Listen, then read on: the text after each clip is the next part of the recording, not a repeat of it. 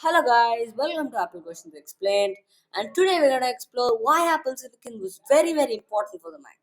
This topic came second in the voting poll. If you want to vote, please make sure you're subscribed because as soon as I post a voting poll, it will appear in your mobile activity feed on a mobile and on notifications feed on a desktop.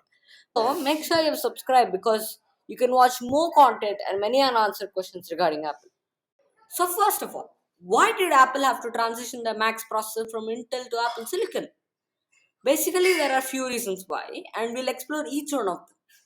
So the first and main reason was that Intel's chips were only processors, which means they served only one purpose, which is to process information. But for Apple to provide us with a full functionality desktop or laptop, that is to provide us the consumers, they needed to include various other components like GPU, which is the graphics processing unit, which is basically a processing unit to process graphics, visuals, and a specialized processor originally designed to accelerate graphics rendering, and this disables Apple to make thin and light laptops or desktops because they need to include various other components than the CPU, because Intel's processor served only one purpose, as I told you earlier, that is the processing information, but they need other components to give the computer a full functionality.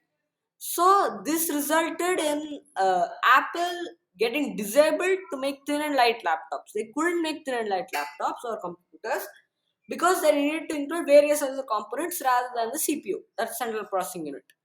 Now you might be wondering about the difference between the GPU and CPU. So according to Intel, this is the difference. The CPU is suited to a wide variety of workloads, especially those for which latency or per core performance are important. A powerful execution unit, the CPU focuses its smaller number of cores on individual tasks and on getting things done quickly. This makes it uniquely well equipped for jobs ranging from serial computing to running databases. GPU began as specialized ASICs basically developed to accelerate specific 3D rendering tasks. Over time, these fixed function engines became more and more programmable and flexible, while graphics and increasingly lifelike visuals of today's top games remain their principal function, GPUs have evolved to become more general purpose parallel processors as well, handling a growing range of applications. And the next reason is that why Intel processors give much more power and performance per watt than the PowerPC chips. They lacked performance than the emerging Apple Silicon used in iPhone and iPad, with the only advantage for the Intel chips being that it ran x86 architecture. Then Apple Silicon's ARM architecture, which means x86 architecture had more of an app compatibility and ecosystem than the ARM architecture. And its Macs had the only advantage of running Mac OS than the Apple Silicon devices running iOS and iPad OS. But there was one disadvantage which plagued a lot of Intel processors during this Mac period, which was the Intel chips ran very hot, and very often did the thermal throttle and the fans were not enough to cool the Intel processor in the thin and light laptops Apple made. And of course, you might be seeing that in the iPad, the Apple Silicon's design is system on a chip, which means they had a design to fit all the components, that is the CPU, GPU, etc., into one chip. Apple and consumers saw these glaring differences from the very first Apple Silicon and wished that the advantages of the iPad and iPhone come to the Mac, like instant on, better battery life, all flash, etc. And it was clear what Apple had to do and wanted to do.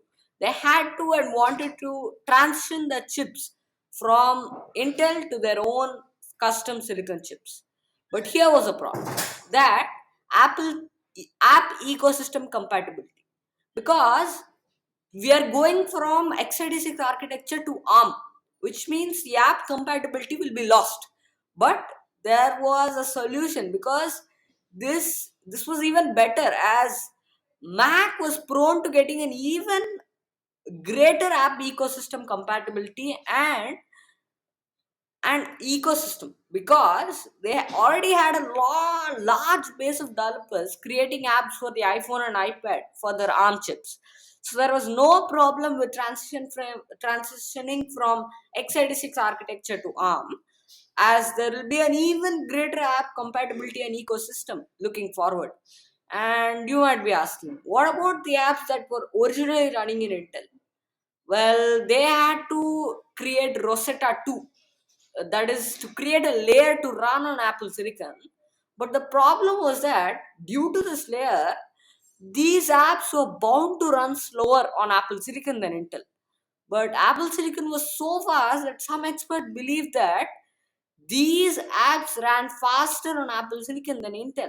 So let's explore the benefits that Apple Silicon brought to the Mac and what is the power of Apple Silicon.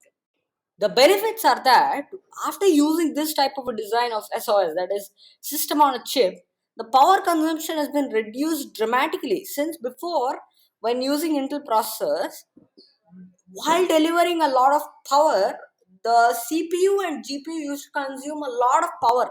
Power consumption was very high.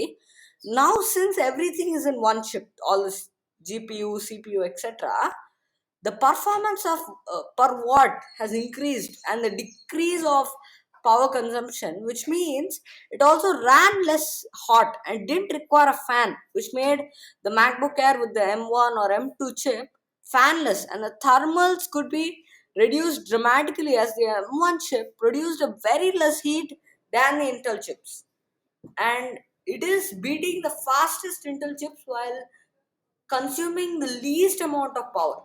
Let's wait and see the rising future of Apple Silicon and Mac and iPads. That's all for the video, guys. Thanks for watching till the end. Make sure you subscribe so that you can watch more content and many unanswered questions regarding Apple.